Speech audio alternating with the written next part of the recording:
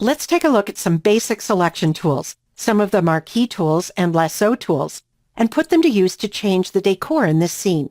We'll cover several different selection methods in this video, so remember that you can pause and re-watch parts of the video if you need to. The Rectangular Marquee tool is used to select rectangular and square selections. We'll use it to select this photo and change its color to match the other photos. Click in a corner of this photo and start dragging to make a rectangular selection.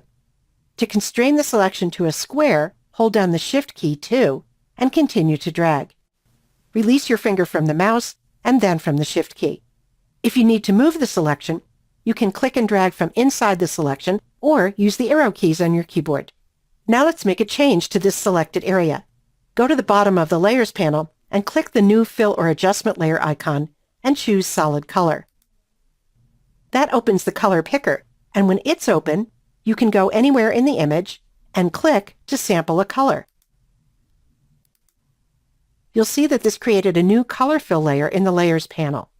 To make the solid blue into a tint, with the Color Fill Adjustment layer selected, go to the Blend Mode menu at the top of the Layers panel and select Color.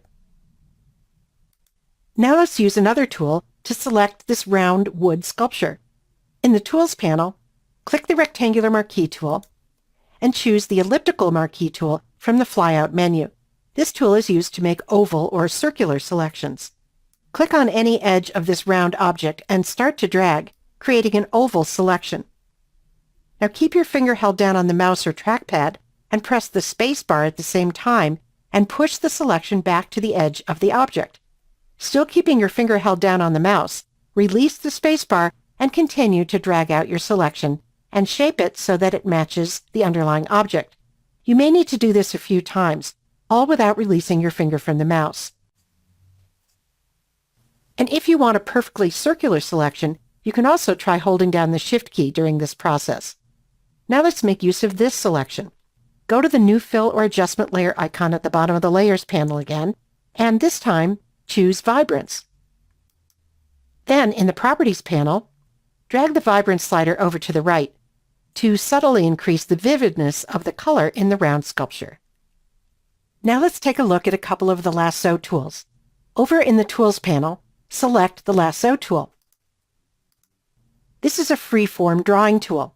So I'm going to come into the image and I'm just going to quickly drag inside of the edge of this gold sculpture. I'm not being too careful about where I'm dragging because all I want to do is brighten up the inside of that sculpture. So with that selection active, I'll go down to the bottom of the Layers panel, and from the Create New Fill or Adjustment layer icon, this time I'll choose Brightness Contrast. And I'll drag the brightness slider over to the right, and that will just brighten up the inside of that sculpture.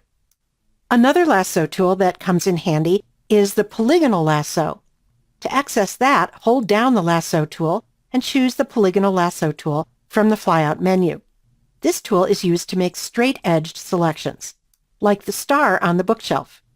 To use this tool, I'll click to add the first point, and then I'll release my finger from the mouse, and you can see that it starts to create this thread. With my finger still off the mouse, I'll go to the next corner, and I'll click to attach the thread there, and then I'll continue around the star doing the same thing.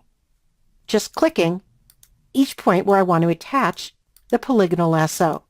When I get back to the beginning, there's a small circle, and if I click there, that will close the selection. By the way, if you don't make it all the way back to the beginning of the selection, try pressing the Escape key to release the polygonal lasso and start again. With that selection active, let's change the color of the star.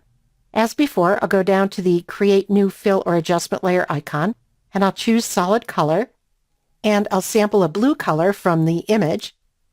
I'll click OK, and I'll change the new Color Fill layer to the Color Blend mode. You also could reduce the opacity of that layer by dragging the opacity slider over to the left, and that will make the tint less strong. And here's a bonus tip. Because we used fill layers and adjustment layers to make changes to these selected areas, our original photo remains intact, and we can come back in and re-edit any of these changes at any time. So that's an introduction to using some of the marquee tools and lasso tools to make simple selections in Photoshop.